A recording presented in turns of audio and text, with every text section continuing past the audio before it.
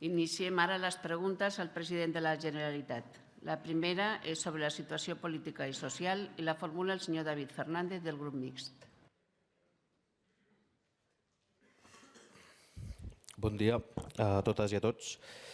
Per qüestions prèvies, amb la vènia del president i el permís de la presidenta, farem la nostra intervenció avui en la PAO, llengua autonòmica pròpia de l'Aragón Oriental. Espero que ens enteneu.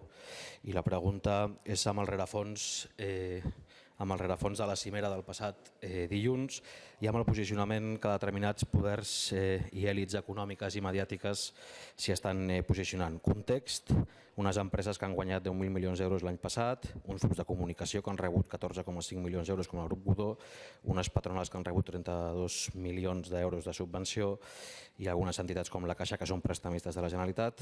Pretext: alguns esmorzars al Via Veneto i la trobada de Fainé i el comte de Godó el passat 16 d'abril amb Mariano Rajoy. Atès que vostès i la seva formació tenen bones relacions i connexions permanents amb aquest tipus d'èlits, ens agradaria saber com copsa els seus plantejaments polítics, i és una opinió política, quina valoració política li mereix i quin paper creu que estan desenvolupant en el procés democràtic cap al dret a decidir. Gràcies, president.